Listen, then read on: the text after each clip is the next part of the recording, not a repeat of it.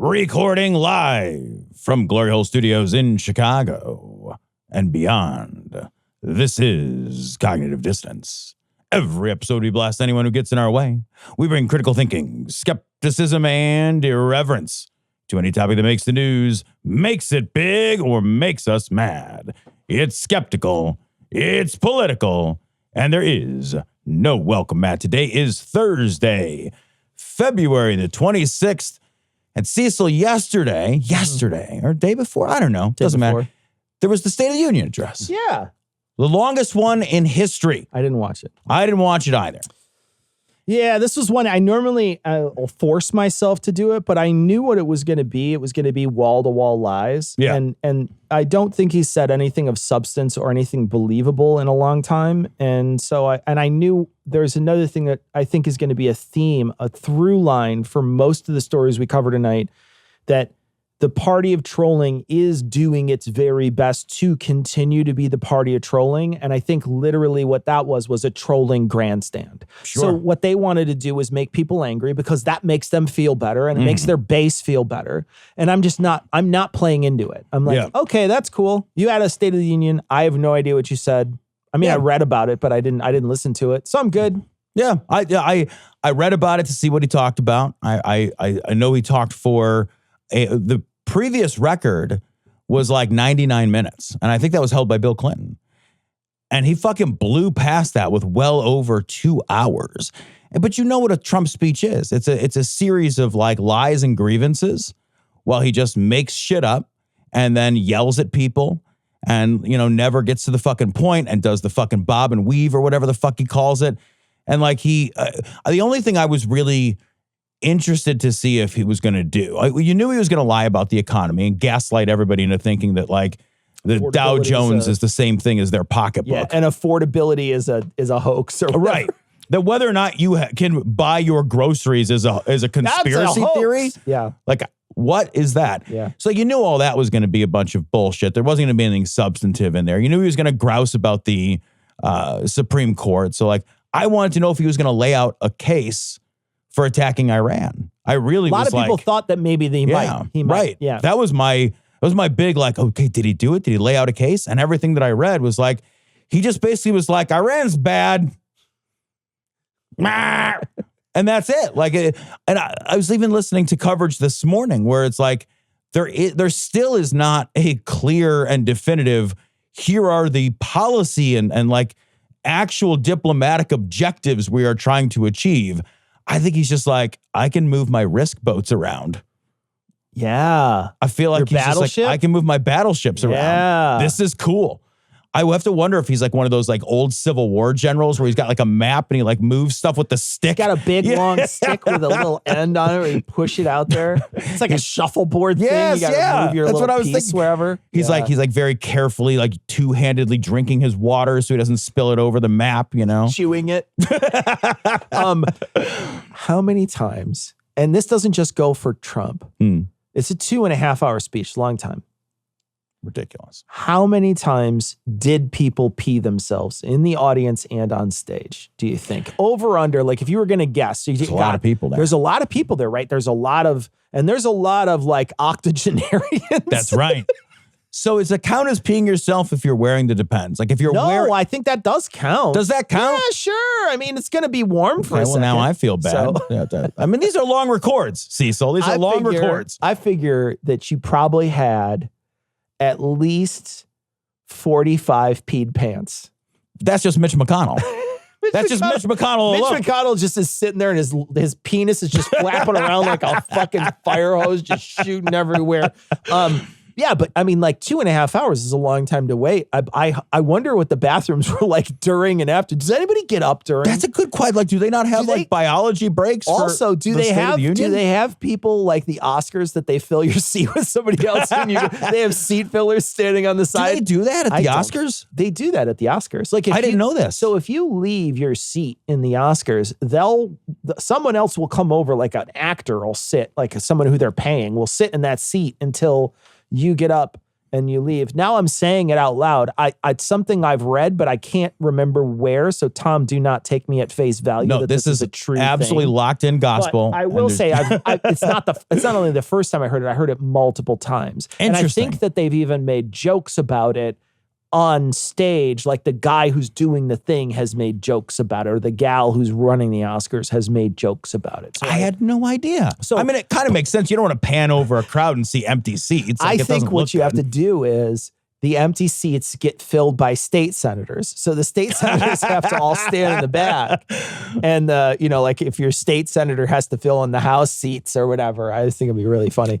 Did you see that only like 4 people from the Supreme Court made it? I did not. Yeah, so not everybody from the Supreme Court came, only 4. And 4 of those people, I think, voted for, was it 3 of them or something like that, voted against his big tariff thing. So this tariff thing was in a shot. It was a 6-3 shoot down, right? Yeah. It was pretty definitive shoot down. Yeah, it was definitive. Yeah. It was just, so Alito voted against it and Roberts voted against it and then there was the 3 justices and Amy Coney Barrett voted against it. So it was just Kavanaugh, Alito, because Gorsuch voted against it. So Kavanaugh, Alito, and Thomas. Those guys they are thick as thieves. They're rubber stamps. They are actual thieves. Yeah. Because they're fucking corrupt, shitty boat people. Like, fucking, they're just like on a yacht. Like, oh, I gotta say yes to Trump. Yeah. Send my rubber stamp. It's fine. But they were there. There was a small contingent there. We're going to talk about a couple stories of things that happened there. But for the most part, it was just lying. It's just wall-to-wall lying and grandstanding, and also. There was I don't know, did you see the yelling that happened between Ilhan Omar and him? Yeah. Mm-hmm. So that happened. I guess Ilhan Omar and I think Rashida Tlaib were in the audience. They were screaming, "You're killing Americans," which is a true statement. It's very true. A true statement. And he said he had comments to call him nasty and awful and whatever. So he stopped and he said they were un-American and awful and shitty, et cetera. They hate America, et cetera, et cetera. It's like, yeah, I hate America when they kill its own citizens. Sure. Yeah. I don't love that about America. I don't like lots of things that we're doing. On board with that I hate America then. You could just be like America hater. Okay. All right. Sure. Fair. Yeah. I'm not like pro everything we do when we do the wrong things because I'm not a fucking psycho weirdo cult member. Yeah, man. That's what cults do, man. Yeah. Like literally, like if everything you do is like everything the government does because that's my team or whatever, I'm going to justify, I'm not going to be critical of, that's a crazy stance to take. That's cult shit. Something given has no value. Look, when you vote, you are exercising political authority. You're using force. And force, my friends, is violence. The supreme authority from which all other authority is derived. My mother always said violence never solves anything. Really? I wonder what the city fathers of Hiroshima would say about that. You. They probably wouldn't say anything. Hiroshima was destroyed. Correct. This is great. This is from NBC News. Representative Al Green ejected from Trump's State of the Union after holding a Black People Aren't Apes sign. So this is a direct reference to a fucking tweet or a truth or whatever it was that Trump himself posted. Yeah. Refused to apologize for, and that showed the Obamas as monkeys or apes. And again, refused to apologize for it. And what I love about this is that we shouldn't ever let stuff go. I think we're doing a thing that plays into the administration's hand, which is almost impossible not to do. So I don't want to be that critical of it. But because there is a new fresh hell every 15 minutes, we let go of the last thing. And it's like, well, that's old news. But it's a fucking, all this stuff would be disqualifyingly awful. And we just let this shit go. And I think we got to stop letting stuff go. We just never let it go. You're absolutely right. When you flood the zone, it seems like you can only pay attention to the surface of the water. But there's so much underneath. It's full of things that were flooded into the zone, right? The whole, it is raising all boats. This is a genuine amount of flooding there's so much. We talked about it at the beginning of the year where I said I should write down these horrible things that happen per week because we will forget what happened. And it's true, you will forget what happened.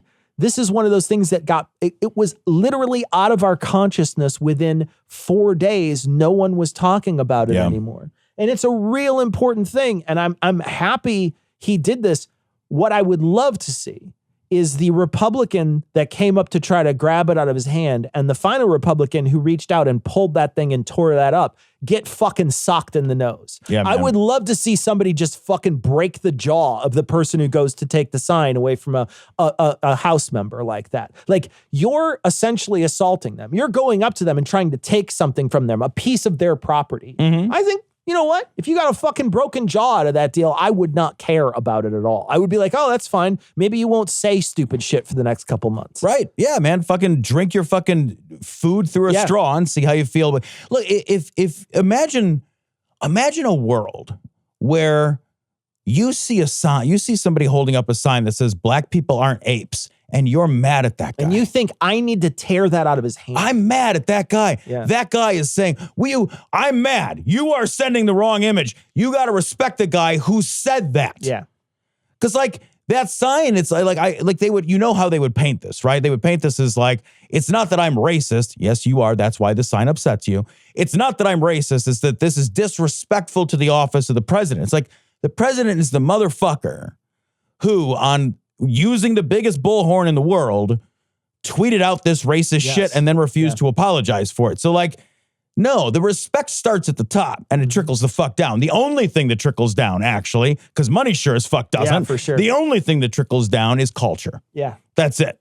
And if the culture from the top is a racist, violent culture that paints his political enemies in racist, dehumanizing terms, we get to call that out.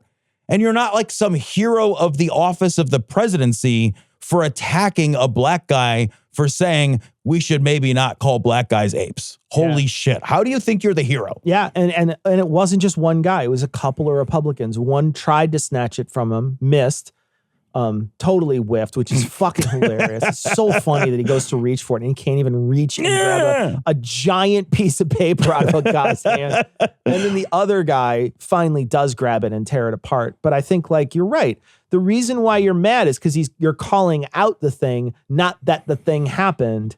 That's why you're mad. You're upset because they're saying, hey, man, you shouldn't say that. And you're saying, fuck you, man. We can say whatever we want, because that's what that message sends. Yes, it is. Yeah. Real quick, too, I just want to also point out for our younger listeners that the first time that I can recall in my history following politics where the State of the Union address was ever interrupted was when somebody yelled out liar at Barack Obama in 2008 or 9. And it was a fucking huge deal. It was a scandal. It was a scandal because if you're sort of like looking back at the last 17 years of politics, you wouldn't remember, but like there used to be some fucking civility. And I remember you and I doing this show for almost 20 years. I remember you and I like covering like stories like overseas where people like get in fist fights on the floor, and you and I would be like, what the fuck is happening over there? Like, what is going on? And we are right there.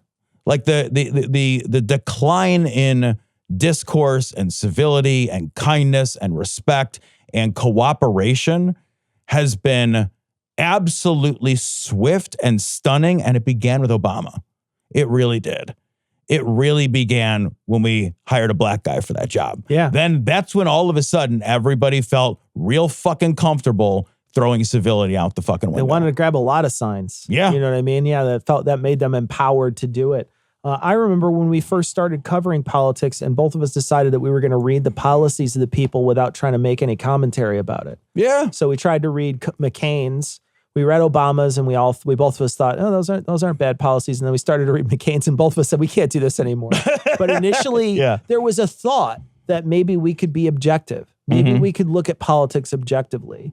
Because we didn't know. You didn't know ahead of time. You know, you weren't podcasting before, and we weren't covering politics. And we started to do it, and both of us said, I can't look at this as if somehow the Republican policies are good. Yeah. I can't pretend that when I say these out loud, that I'm not laughing inside when I say these things out loud because they're so silly or goofy or whatever. Right. Yeah. I remember that. I remember that too. Yeah. It was because the impulse was to be like, all right, let's try to be fair and intellectually honest and like not insert ourselves. There's already enough vitriol and you know, and it was like, okay, but that's bullshit. Yeah, but like that's stupid. And you just read something like, well, I gotta bite my tongue right off. That's real stupid. Yeah. What you're saying out loud Right. is real. So yeah, we couldn't do it. And I think, I think genuinely there was a lot more civility back in the day, because I think like what happened is there was, when things changed, there was at least that recognition that things changed and they're done being changed, right? So like there was a shift. If there was a shift, we were like, okay, civil rights happened and then there's a shift and then it keeps growing and that's the shift. Instead, it's like, let's roll back those rights. Yeah.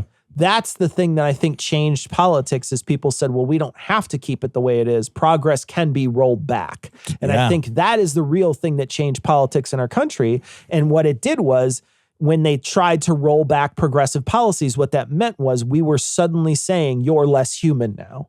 And that is what changed politics forever in our country, because I think there was a point where people could have conversations about politics, but then when they tried to pull those things away and be like, oh no, what we want is to say that trans people don't deserve to exist. You're like, okay, well now we got a problem. Now we have an issue. And now it's not a civil conversation. Now it's not just us having like a back and forth, a kibitzing, which is what they still want. That is the dream. When you talk to any boomer, that's their dream, is that we should be able to roll back to those moments. And you're like, those moments are gone. They're gone. That's they can't fucking come back. gone. Yeah. That is gone, like you believing in the tooth fairy. That is gone. Yeah. I also think genuinely, I think that the technological moment has changed for us and the pandemic has changed for us, and these things combined to create an environment where we've become very comfortable in different parts of our everyday life being vitriolic and having vitriol brought to our doorstep in ways that like prior to would just have been bizarre, like genuinely bizarre and kind of anathema to the human experience outside of like strange confrontational moments that you tell everybody about if they happened. And now those sort of same confrontational moments with strangers are commonplace. Yeah. And so the way we've been sort of like enculturated to talk to each other and be spoken to has shifted in a really like uncivil way. Sure. And I don't think that like there's any reason to think that silos itself onto a screen. I think there's every evidence to see that it has not siloed onto a screen. Hey, you know they got your mans. They got your mans on sex assault charges. Yeah, the you be hanging with. The you be hanging with. Oh, yeah, sex offender. And he was your mans. He was your boy. I heard you grew up with him. That's crazy, man. You ain't know what he was doing? You ain't feel bad at all? Like no guilt, none of that shit? The story is from The Hill. Democratic lawmaker: if a prince can be held accountable, so can a president. So this is referring to former Prince Andrew, now just Andrew Mountbatten, who has been stripped of his titles, he's been stripped of his property, and now he's been stripped of his liberty for being a giant piece of shit and being connected to Epstein. And it sounds like, from what they are, it looks like arresting him for, it sounds like giving like secret fucking government information over to fucking Jeffrey Epstein. So like that dude's fucked, and that's awesome. Yeah, it's going to be like they say in the article, it's going to be hard to prove, but easier because they have access to all of Epstein's documents. Obviously, it's a little easier. But I will say this, like, I think that this is one of those things that I think a lot of people, even the people who are like Democratic lawmakers, don't understand the underlying thing here. They are thinking that he was arrested because of his, what happened with, possibly happened with victims, how he's been filmed with some of these victims. Right. And so a lot of people are making the assumption that what he got arrested for was the actual sex crimes, or maybe being part of Epstein's network when it came to sex crimes. And what he got arrested for was misuse of his station, essentially, is what he has been arrested for it, and he was let out, but yeah, like stripped of all those titles and things, and very specifically because of a few things that have come out where it's possible that he used his security for like one of the parties. Like basically misusing his office. And there's a possibility he shared secrets, maybe shared things like ways in which people might share tips on what market's going to be going where, because you have insider information on how things work. We know that that's how things work in Congress. These people do insider trading literally all the time. Yeah. So we know that that's how these secrets get passed back and forth amongst Congress and with other powerful people. We know that they use tips and insider information to get more wealthy all the time. So, but if there is things in there that point to him using his office and his station to try to influence Epstein's money, his own money, using his station to protect other people, that's all real bad. And that is something that they can arrest him for. I think people are misunderstanding what happened with Trump. And what happened with Trump is in these things, or at least, we're going to look in a second, some stuff was very much taken out because Trump was involved with possibly with some of the sex stuff that went on. There are people who have accused him and Epstein of these types of things and done it under oath, right? This is not just like a fucking tip line thing. This is a real actual accusation against Trump that was given in a court where someone with a 5-key typewriter typed that shit out. Right? That's a real actual thing that is now in the records. That's a real important piece.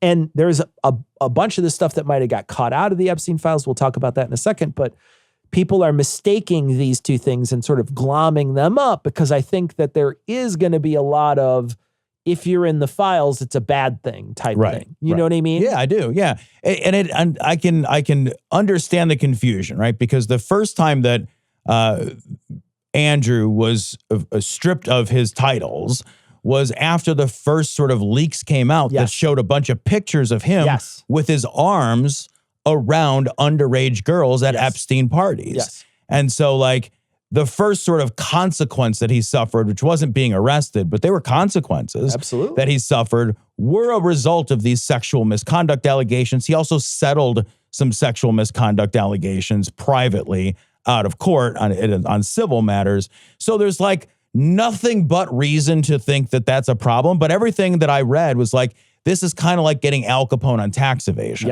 It's like, that guy sucks. Nobody's confused about whether that guy sucks. That guy sucks. This is what we can probably prove. Let's prove what we can prove. One thing that I think is worth noting is that it is very likely. I mean, let's say I don't know anything about British law. I'm not a law talking guy here in the States. I'm super not a law talking guy over the pond, you right? don't have the hair for it. I don't have the. I could get it though. You could buy it. You get the wig and throw it on. Be just fine. All that stuff is purchasable. You can just get it all online now. You can get it on fucking. I'll get a Temu British wig and I'll look fucking sweet. The Amazon wig. My Amazon. But here's what I strongly suspect: the last time a royal was arrested was over 400 years ago. This doesn't happen unless there is a pretty strong fucking case that somebody thinks they can make, right? They're not like, hey, let's all get together in a room and like, I don't know, let's go bring them in and arrest them and just kind of see what happens like you would the neighborhood, drug dealer that you suspect. It's been hundreds of years since anybody has arrested a royal. I have to think that they're like, that's a rock solid case. Now, again, not a law talking guy. Maybe something different's going to come out. Maybe I'm dead ass wrong. But I don't feel like I'm wrong. Because if that was my job, if I'm like the fucking captain of police station 7 or wherever that fucking arrested him, I'd be like, you want to arrest who? You better have you show me that fucking evidence. Let's bring some law talkers in here. Yeah. You want to have a guy like Cash who's got his eyes everywhere. He can look under everything. He's short enough. Leave no stone unturned, Cash. They're right at your level. And this is the next story, because this is important. Basically cuts right. It basically dovetails right into this story. This is from NPR. NPR finds the Department of Justice withheld and removed some Epstein files related to Trump. And it's not like just a few, and it's not just random smattering information. According to this article from NPR, I feel like NPR is a pretty fucking credible source, by the way. Like, what they removed were really credible investigated allegations of sexual misconduct. We knew that was going to happen. I mean, like when Trump hires these people to come in for the Justice Department, you knew that the Justice Department was going to be essentially his buffer. They were going to be the lawyers that were going to take on cases that he wanted them to take on, and they were going to be the ones who protected him and defended him. You knew that was going to be the case. Now, that's traditionally not something the Justice Department does. It's supposed to be an independent body. It's supposed to be separate from the presidency while it is controlled technically by the presidency. Most presidents have done their very best to separate themselves from the Justice Department. Trump has never done that. No. Trump literally was digging all around during the Mueller investigation. Yeah. Remember, it was like, that was something that he was all over, firing people, reappointing people, making sure it was redacted when it needed to be. So we know that he's already meddled once. We had reprieve with Biden because Biden chose a guy who wanted to make sure that everybody was really, really separate in Merrick Garland. And then they chose Jack Smith to run some of those cases for them. Another independent layer, even separating Joe Biden one more layer from these accusations against another president. What we see now is Trump is back in and he doesn't care at all about separating himself in any way, shape, or form. There's been reports from people in the Justice Department that they spent like so much money and so much man hours on trying to go through and redact. And you can even tell that they went and redacted certain things because if it doesn't have an apostrophe, is Don T. And Don T can be found and it can be redacted. So sometimes in the article, in the emails, you will see a redaction in the middle. And if you just add the word don't, the sentence makes sense. That's a fucking riot. But Don T without an apostrophe is something that automatically got redacted. So they auto redacted a lot of these files. My God. Because they knew that they wanted to make sure that that particular phrase was redacted. So we know that they did that. It's obvious, and we know that they've done it very specifically to protect the president. If these files somehow still exist after everything is over, it's my great hope that all of these things get unredacted and released, and everything gets released. Yes, I was thinking the same thing. Like, if we survive the next 3 years, I sincerely hope that administration number next is just like, we're putting this shit out. We're not going to see it. Like, there's 3 million plus documents that are still unaccounted for. And I think that no amount of what's distressing is that in a sane world, Cecil, an amount of pressure could build from the Fourth Estate to pressure the government to release these missing documents. I actually don't believe that there is an amount of pressure externally that can build that would prompt the release of this redacted information. Well, I mean, we know that that's true because we saw that Congress couldn't even do it. Yeah, right. Right? So Congress votes on it, and then they release it, and then they just decide when they're going to release it. So they were ordered to do it, and then they just put it off for a while, and then they only released part of it. They didn't release it all. So like they very much disobeyed Congress already. We've already seen that happen. So what you say is absolutely true, Tom. There's no way to refute that because it already happened. And look, they've spent obviously more time and energy and attention redacting the names of Trump and other powerful figures and not spending that same time and energy and due diligence protecting the victims. Sure. Because they've fucking outed the victims. They've included like sexually explicit and naked photos of people in this shit. Like, they did a genuinely terrible and lopsided job. Yeah. So they're clearly... Some would say that's malicious compliance. Yeah. Some would say that essentially was... I think we should say that. Yeah, I think people, it could be argued very easily that people specifically left things in like this to harm the people who pushed hard for these documents to be released. Yeah. I don't think that that's a stretch of the imagination because it's either that or you're incompetent. You get to pick which bad one it is. Right. Yeah. Which one is it? Mm-hmm. It's one or the other because it can't be. What's your third option? Yeah. Yeah, it's malicious or incompetency. Yeah, That's those it. are your two That's it. options. Yeah. I can't think of a third. Yeah. I'm happy to hear a third if Yeah. someone has one out there, but what's the third? Magic? I don't know. Sure. Yeah, there's nothing. Yeah. It's not even like they had Blame to it do on Adobe or something. Like, I don't know. The third would be it's someone else's fault. Right. I don't know. But then that's still your incompetence. But it's still you because you were the one who released it. It's not like Adobe has to proof it for you. So again, it all should roll uphill. The problem is this is a absolutely this administration takes no responsibility whatsoever for any of the mistakes they've ever made. So for them, it doesn't matter whether it's malicious or not, because if they meant to do it, they can still blame their own incompetence and then not take take responsibility for it. It's fucking insane. It's crazy. It's fucking insane. It's literally crazy, but that's where we're at. That is. And it's not even like they could say, hey, we had to move fast in order to hit the deadline because they missed the deadline. Totally missed it. So yeah. So it's not like, even if they were to say that the initial request on its face was impossible to comply with and do a good job, you can't say that because it's like, well, you already didn't do it. You didn't hit the timeline and nobody said, like, people were like, people said stuff, but nothing happened. Right. That's what I mean. Like, nobody did a thing to you. Nobody cared. Right. I support the woke agenda. Smiley piercings are now mandatory. Pronouns for everyone. We will move the U.S. Capitol to Oakland, California. What is a Bay Area? Take that, nerds. The whole world has been mocked. While you were gesturgooning, we were woke maxing. Universal health care and free abortion for all. Tax mocking the billionaires. Government-sanctioned sideshows on every freeway in America. Being straight is now illegal. The story is from The Hill. U.S. women's gold medal winning hockey team declines Trump's State of the Union invitation.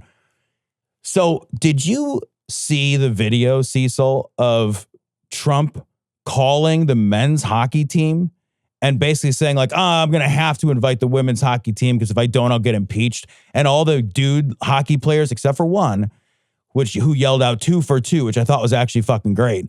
All the rest of them were like laughing like, oh, they would invite the fucking women there too. So fucking gross, especially when like, from everything that I've read, the women's hockey team is an objectively superior team to the men's hockey team. Like everything that I read is like they were far more dominant of a team.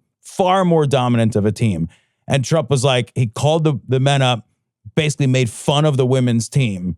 And then he was like, well, I got to invite him. And the women were like, yeah, we're not going. Well, and also he invited them very, very late. Like in this document or in this article, they even say like the women are like, they literally didn't have time to comply. So what it was an invite that you knew somebody couldn't even take. Right. Right. It's like forgetting to invite that person you don't like, significant other or whatever. Right. And then being like, oh, well, yeah, I just forgot. I'm sorry. You're not a +1 or whatever. Right, yeah. So just that's what it was. And so very specifically, it's not only that he talked shit about him, he invited him when he didn't have any intention of even hosting them. Right. So fucking gross. But I want to talk about these guys, these rich fucks that are sitting there. And I want to put this other story up too at the same time. This one is from the New York Times. This says FBI director celebrates hockey victory as bureau stares down crisis. Stares down is such a great thing for Kash Patel. It's so good. I didn't even catch that. It's so good. Oh my God. Kudos to the headline guy at the New York Times for saying stares down. Oh my God. That is so good, Cecil. I didn't even catch that. But in any case, Kash Patel, the reason why they even had access to the president there is because Kash Patel was there and he did a FaceTime call with Trump while he was there. And that's where we heard it from. Right. So Kash Patel was in the back. And Kash Patel flew the private FBI jet over to Italy to watch this game. After it was over, was quote unquote invited in the back to go drink. And my favorite line from this is it says another clip showed Kash Patel chugging most of a beer. Most of a beer is the best line. It's so fucking snarky and amazing. Because they didn't give him a child-sized beer. That's the thing. He has to drink. He has to drink one of those little Airport tiny bottle. It's like a little tiny Coke can, you know, like the little half cans. He's got to drink one, but it's like a Miller Lite or whatever. And he's got to crack it open and drink it. Oh, so funny. If you guys have not seen the video of Kash Patel in the locker room with the men's hockey team, there's almost, I say almost because there's the video of RFK working out with Kid Rock. Yeah. And that is actually objectively the most cringeworthy thing I've ever seen with my eyes. Second, and just kissing the fucking rim, is Kash Patel, fucking all 3.5 feet of him, losing his mind like a frat boy in the hockey locker room. He looks like the fucking biggest poser ass wannabe dipshit anybody has ever seen. He looks like that guy that got invited to a thing and you're all just like, ooh, when's he going? When's he leaving? Let's start his car. And then somebody warm up his car. Somehow he's on the table dancing. Yes, God, it's so embarrassing. And everyone is just like, God, can you please go? But here's the thing. Kash Patel, I think all those guys, like, they wanted him there. Yeah. Oh, yeah. And I think what this should tell everybody, right? This should tell everybody that rich people are so insulated from the real life things that happen to everyday people, and very specifically insulated from things that happen to marginalized communities, that a bunch of rich dudes who play a sport for a living, they don't see this as bad at all. They see this as cool. In fact, some of them might have done it very specifically because they knew it was going to make people mad that they did it. Sure. Right? They thought this will be funny because they'll see this and they'll get mad about it. And that makes me feel good. So all those people in the world who spend all their time worried that someone else is, and hoping that someone else feels bad, those are bad people. Mm-hmm. That's not a good human being. That's a bad person, right? And we're chock full of them, and they can find themselves so much more easily now because they announce to the world with their red hats how much they like to hurt other people, right? They announce it to the rest of the world. These guys are no different, right? These aren't your heroes. These are dudes who play with sticks for money normally every day of the week, and they're ultra rich. These are very, very rich dudes who never feel any kind of pressure and are never going to be in the crosshairs of the Trump administration. So for them, this is hilarious. This is trolling. This is funny.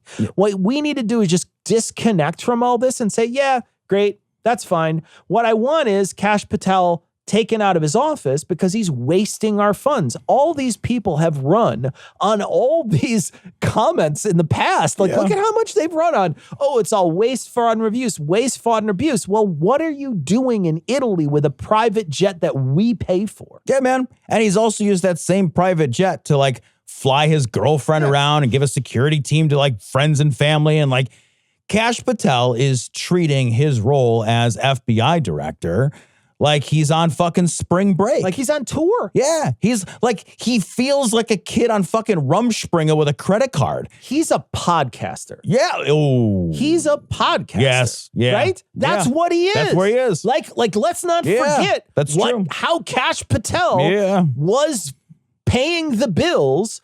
Granted, he was like a low-level, I think FBI or something in the past, worked for some sort of secret service or something in the past. So he has some like low-level ability, but he's not a director of the FBI. No, he's a podcaster, and he's treating this job like every other podcaster I know. Because if they gave me a private jet, I'd fucking use it. Yep. I'd use it to go everywhere.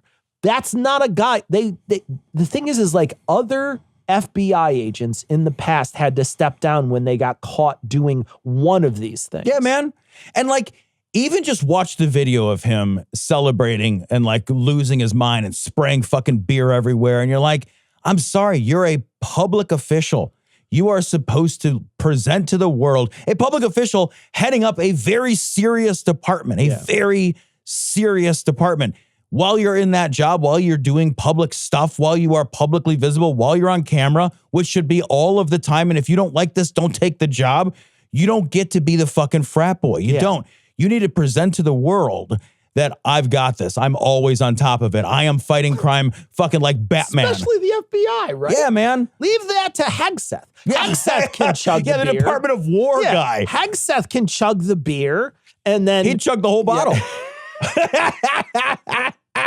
He wouldn't fill his tiny tum-tum right away. Actually, you don't see it, but when he throws it on the ground, Hegseth licks it up off the ground. You don't see it. It's off camera. It happens off camera. But Hegseth doesn't let anything go to waste. No, when it comes to beer. Mm-mm, no. Absolutely Yeah. He's not. at the end of the urinal even. Yeah, he was like laying on the whatever's- ground. He was essentially that grate that all the beer falls into and all the God. slop. He was that grate. Cecil. He just sits there. He doesn't have anything that covers his mouth, though. Just like falls right in. Yeah. And like, I do want to just mention, of course, because I think it's a massive big deal that we are not paying enough attention to, that we have now built, and it's not that we are building. We have built it and it's done. It's complete. We have built an institutional culture of misogyny that is now absolutely right-wing normalized. Yeah, 100%. It is. That's just it. And you cannot be on a continuum with misogyny, right? You can't. There is no continuum. It's like, where do I fall in the continuum of being a racist? Or where do I fall in the continuum of being an anti-Semite? Like, it's a binary thing. It just is. You can't be a little misogynist. It's binary. You're either a misogynist or you're not. When the president of the United States calls up the United States hockey team and mocks the women's hockey team, the message could not be more clear that when men do the same thing women do, it counts more. It's a bigger deal.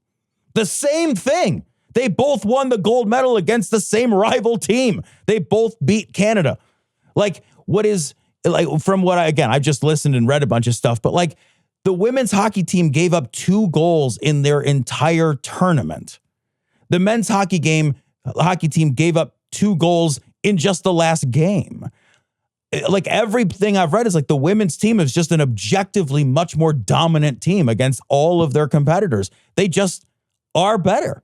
And their accomplishments mean less for the only reason because it's women playing. That's the only reason their accomplishments mean less. If you flipped it and reversed it, everybody would be talking about the most dominant hockey team ever to play hockey. But when women do it, it's the most dominant women's hockey team. For sure. That is always a qualifier. And anytime you use women as a qualifier, you are specifically outing and normalizing that what you mean by people is men. Yeah. Well, and I mean, Trump in his first term, I think, wasn't it the soccer team, the women's soccer team had won the Women's World Cup, and it wasn't as big a deal. Mm-hmm. They downplay this sort of thing all the time. I think you're absolutely right. Like, it's essentially downplayed when it's a woman's sport, and it's raised on a pedestal when it's the man's sport. But I also want to say too, like, I want to touch on Kash Patel doing this very publicly. This is 100% calculated by this group. I think everybody in Trump's cabinet knows that when they get on camera and they infuriate a large group of people, they are doing the right things for Trump. That makes Trump happy. It makes that base happy. It makes all those people excited that they are making a segment of the United States upset. When what's-her-face sat down, when Pam Bondi sat down and did that, Dow was at 50,000, the Ashton P is smashing records thing while she's trying to talk about the Epstein files. She was ecstatic that that's what they ran with. They made a song about that. Did you see the song? No. So it was a joke song where they took her voice and they auto-tuned it, and then they made it be like where she's like, the Dow is over 50,000, and it's like a whole song, and it's funny. But like, I bet you she was excited that somebody made a song about it, because like, they know that upsets people. They know it makes people mad. And that is literally the goal of this administration, is to make you upset and to make you mad about every moment. Because the more they make you mad, the more the other side relishes that you are mad. Yeah. And that gets them support. So they can fuck those people over. Gas prices are still where they always were, right? Your gas hasn't gone down dramatically. Grocery prices are through the roof. People are losing their jobs. We'll talk about a jobs number on this show, like, that are abysmal. The market is not doing well for the average person, right? All these things are really important.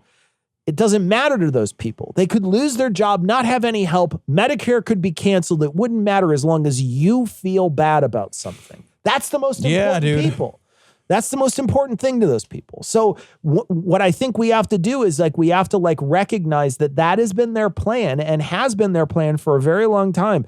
Kash Patel didn't have to be on camera drinking that beer. Yeah. Kash Patel chose to be on camera and chose to put himself in the front of that thing because I think he recognizes that this will be press that is positive in their light. Jesus Christ. I didn't think of it that way. And I 100% agree with you. And as you're talking, I'm like, fuck. Like, one of the things I think the right has done an excellent job of is really sort of like motivating an anti-intellectual, anti-academic culture in America and saying like those people who want you to pay attention and be civil and get an education, like those people are just fucking dumb. Those people are they're the elites. We shouldn't pay attention to them. What we want is the fucking beer drinking, screaming frat boy. That's who we are. That's who you are.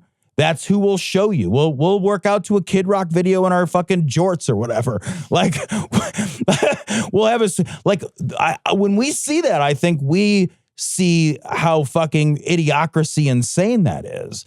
But you're 100% right. This stuff is being not even leaked. It's being like pushed as the narrative because that's what these guys want. Yeah. It's exciting to them. Yeah, to them, like, it's yeah, not- man, I love fucking throwing beer in my friends' eyes. Negative. There's no negative to them. No at all. negative. There's no negative to Kash Patel doing this. Jesus Christ. Yeah. It should Because be. they don't want serious people. It should be, though. I mean, it should be disqualifying. Just like what we talked about at the beginning of the program. The president posts images of a former president and a former first lady as monkeys when they are black people. Mm-hmm. That should be disqualifying for the presidency. You should say, nope, you're not allowed to do that. We don't care if it was a mistake. Literally doesn't matter. We don't care that you tried to talk about it 4 different ways to excuse yourself. None of those things matter. You should be removed from office. That should be a galvanizing thing among both parties. It is not. It's literally out of the consciousness. And there were some people who were like, take it easy. It's just a joke. Well, finally those capitalist pigs will pay for their crimes, eh? Hey, comrades? Hey? Austin, we won. Oh, groovy, smashing. Yay, capitalism. So we alluded to this earlier. NPR, Supreme Court strikes down Trump's tariffs. So they specifically struck down Trump's ability to levy tariffs using a provision called IEEPA. And they basically were like, hey, if Congress had wanted to give the president through IEEPA the authority to levy these tariffs, they would have written it down somewhere, anywhere in the legislation. Someplace. And literally, not only is the word tariff nowhere in here, but actually no synonyms for tariff are also in here. They literally said something you would almost need to Bible code it in order to get tariff out of this. Yeah. So they struck it down. IEEPA stands for the International Emergency Economic Powers Act, but I also named a new cat I bought IEEPA. Because it's the best name I've ever heard for an animal. They struck it down, and Trump immediately was like, hey, I've got other authorities. And he does have some other authorities, but they're time-limited authorities. So he imposed... Oh, God, I wish the time was running out. Oh, dude, it's 150 days. I know. 150 days till the midterms? No, 150 days is his time-limited authority for the... It's more than that. It's like 260 Oh, God, I know. Like, fucking can't come soon enough. Yeah. So he imposed, like, on a Friday, he's like, it's now 10% across-the-board tariffs, because he can't do individual ones. And then he's like, Saturday, by 10%, I mean 15%. Why does everybody say we're chaotic? The other big thing is that they basically say in there, you collected a lot of money. We're not sure how you're going to have to get that back, but that money has to go back. You can't just keep that money. Yeah. Now, today, I saw a thing where he was asked the question. He said, well, I'm going to give $2,000 payments out. He's been saying this the whole time that he's going to give this money away. He's going to give it back to the people. It's like, dude, it was already our money. Yeah. Like you're just giving us our money back. And it's a great con if you can do it, right?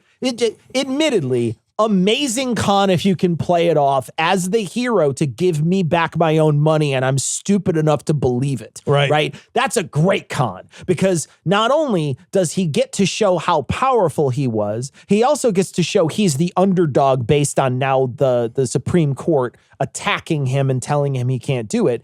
And that tariff from before is actually money in your pocket, even though it was your money that you had to pay extra for all those goods. It's money in your pocket at the end of the day. So he's a hero to all those people, and could also change people's minds when it comes to the midterms. Because if you get a big fat check that says Donald J. fucking Trump on it before the midterms, and you're stupid, now you think, oh, well, yeah, I guess it's because of him that I have this $2,000. Right. I don't think it's going to happen. I don't think it's going to happen. But I'm just saying out loud why I think it's a great con if it works. Right. So I heard the same thing, and here's why I don't think that's going to happen. But again, who am I, right? But I don't think it's going to happen because already, and actually prior to the Supreme Court decision, there were already lawsuits by companies who want a refund of the money that they pay. So the way, like, I know we've talked about this before, but like when there is a tariff, the person or the organization or company or whatever that pays the actual point of tariff is the company who imported those goods. Now, they pass that cost on to the consumer very often, but the actual check that gets written from ABC Corp to the government directly is from the company that imported or brought those goods in. So if I'm a toy manufacturer and I got my toys were manufactured in China and I imported them, I have to pay a tariff. I literally write a check to the government and say, here is my tariff. Here is the tax I just paid. Then I raise the prices on consumers in order to sort of pay myself back for my increased manufacturing costs. So those are the companies that are going to ask for the refund. Those are the people that have access. It's literally the line of where the money should go. Right. So what is most likely to happen, and there's lawsuits all over, what is most likely to happen is the government is, so there's a bunch of companies, right, that raised all their prices. They paid these tariffs. Then they're going to get a refund for the tariffs. You and I are going to get nothing. That's what we said in the very beginning. Right. We're going to get nothing, and prices will stay elevated because we've proven that we're willing to pay them. Yeah. So we've lost, and it's something that you and I said in the very beginning that we would be fucked out of this money even if they do reverse it, because that company would be the one in line to get it, not the consumer who raised their prices to try to cover the cost for, which is what everybody said in the very beginning. Like, everybody fucking said it, man. Everybody who knew what was going to happen, they fucking knew it. They knew it was true. And he's just like, yeah, it doesn't matter. No, this is two dicks in the ass at the same time. That's what this is. Like, we're just getting fucking double rammed right up the ass. And we're all just, and there's a bunch of fucking dumbass dipshits who are like, well, I likes it that way. And it's like, no, you don't. You got to stitch up my tariff. You are torn. Taint to top. Are you kidding me? That's why they call it a tear. Well, think how disappointed he's going to be when he gets home. Well, he better get used to it. Disappointment's going to be a big part of his life. He's a foot short for his age, and he's cross-eyed.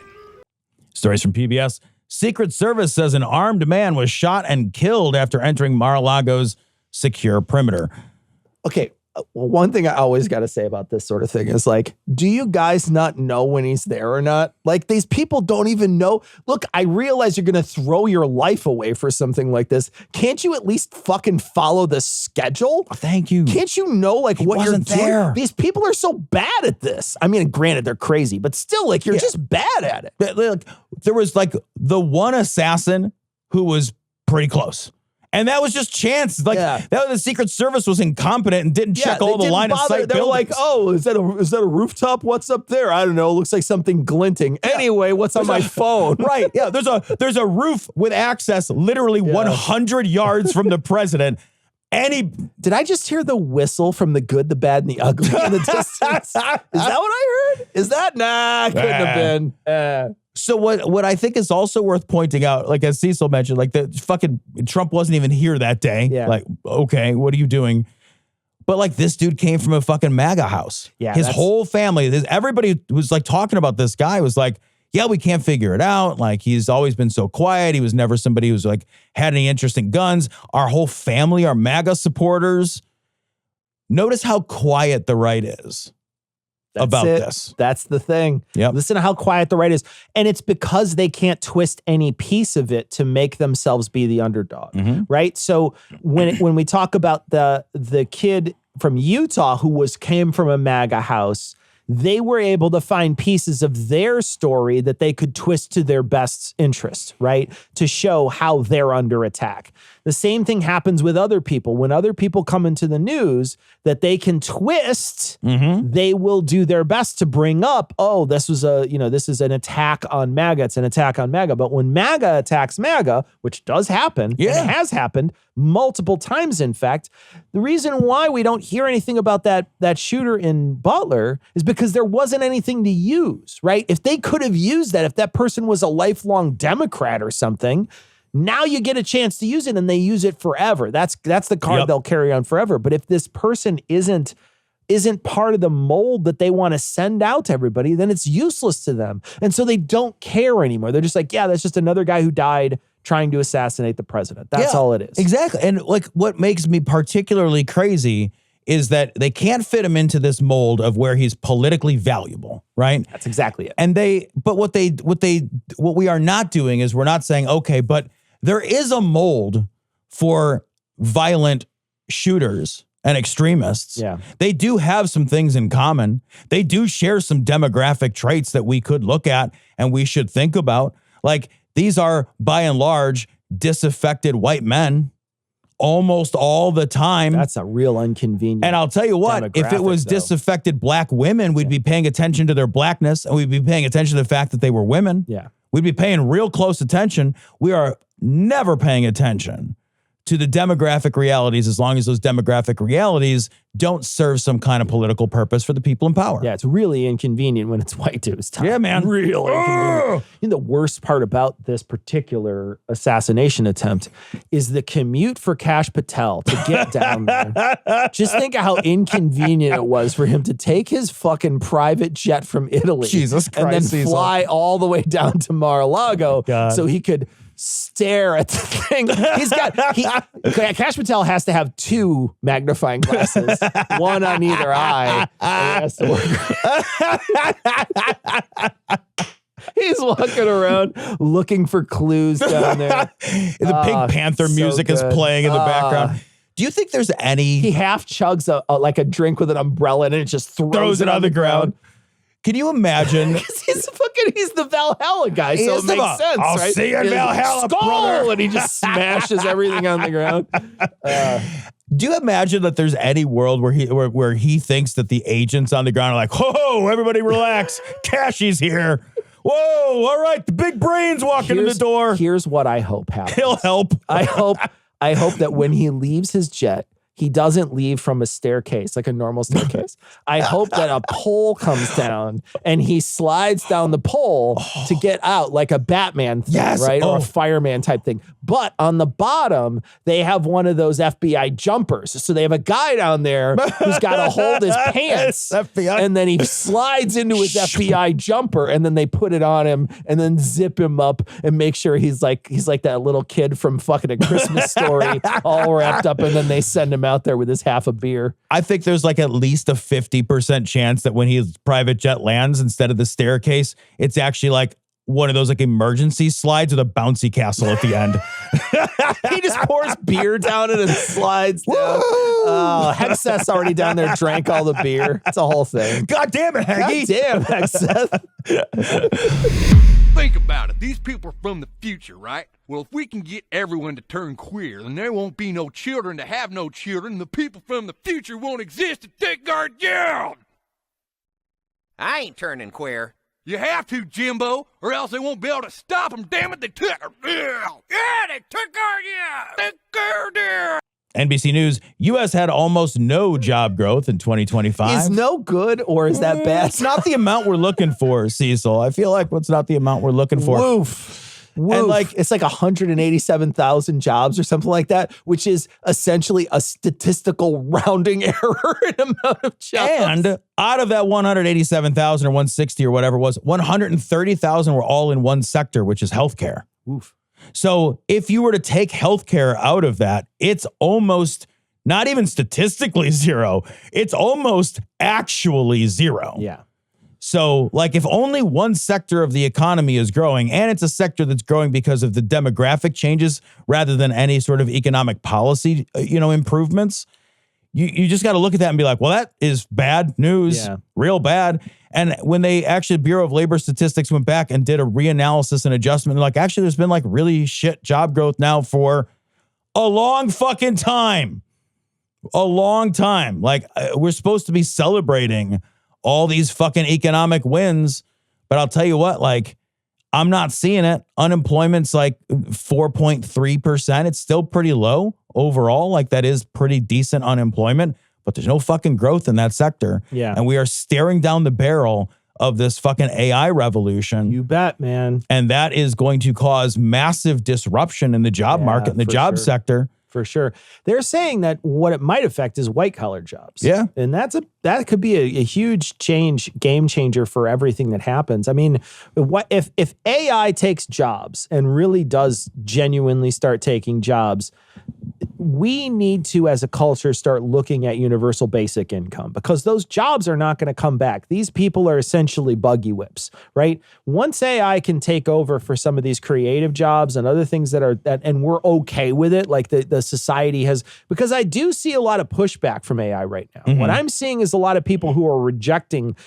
I'm seeing consistently any journalism that is done with AI is literally resoundingly rejected by people underneath as this is slop, this is slop, this is so. People are rejecting it. When I see images, there's a bunch of people sharing these things and saying, hey man, you shouldn't be using images that are specifically AI. That's not something you should be doing.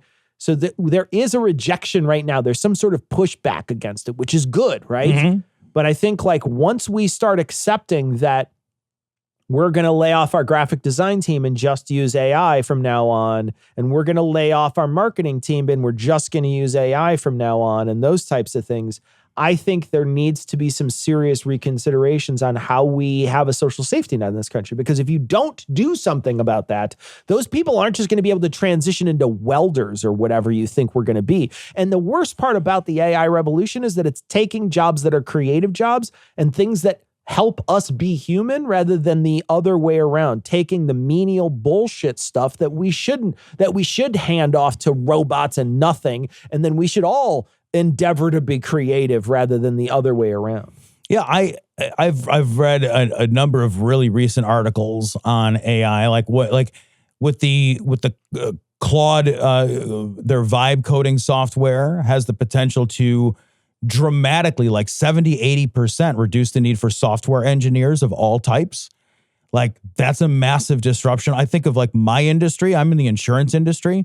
And if I really think about my industry, which I've been doing a lot over the last few weeks, what I am is a decisions industry. What I mostly produce as a company are decisions. And you can get AI to make decisions, and you can teach it, if you silo good information into it, you can teach it to make almost all the right decisions fairly quickly.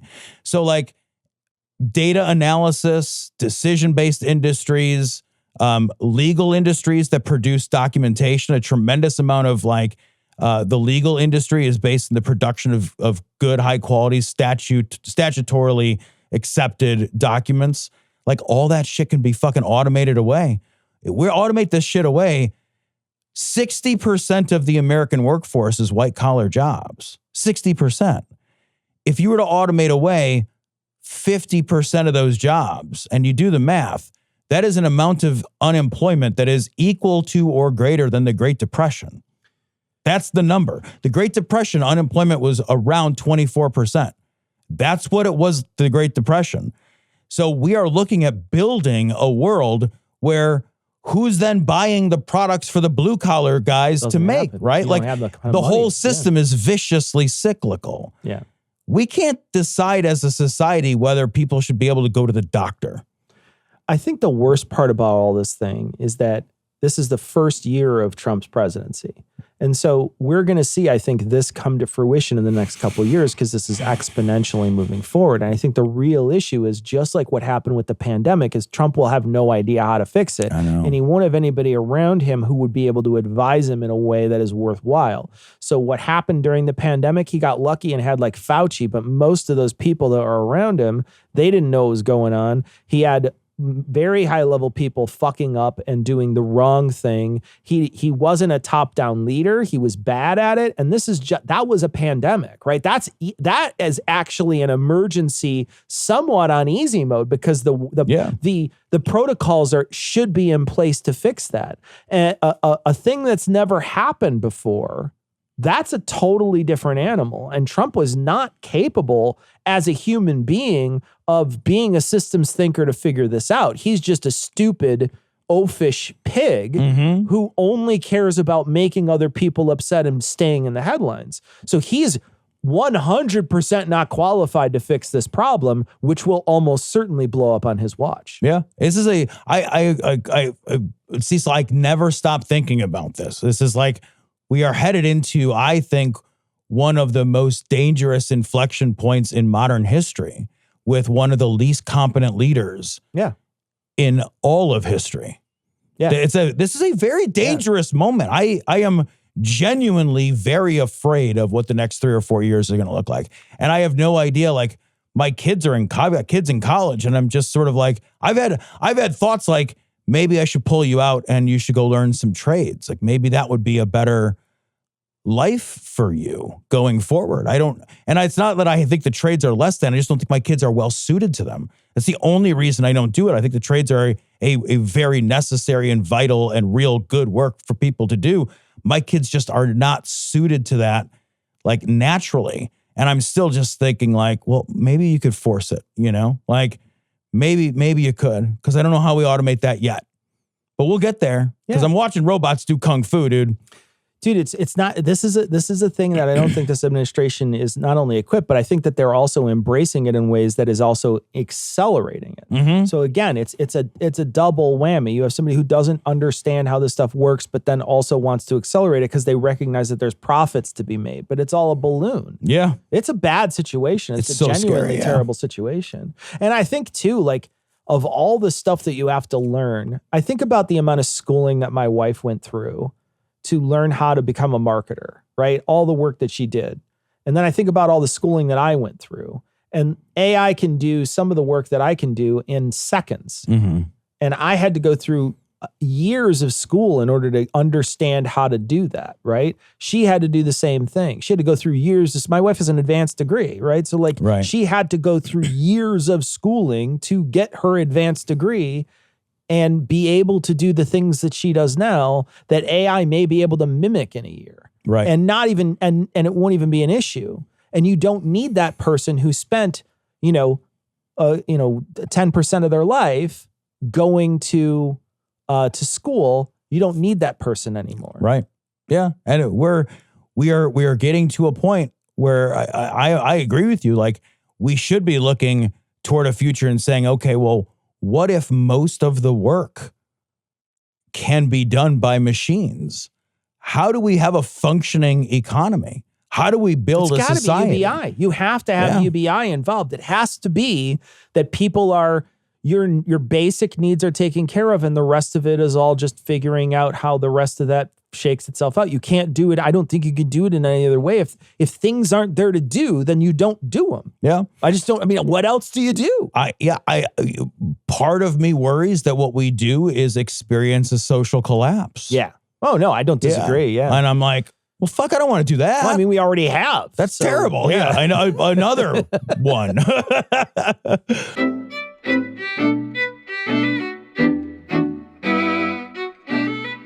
All right, that's going to wrap it up for this week. Now, we are going to be back on Thursday. We have 2 articles, one from The Verge on Jeffrey Epstein, and then one from someone who we've attended a conference with in the past. Yeah. A gentleman by the name of Lawrence Krauss, who wrote an article for Quillette.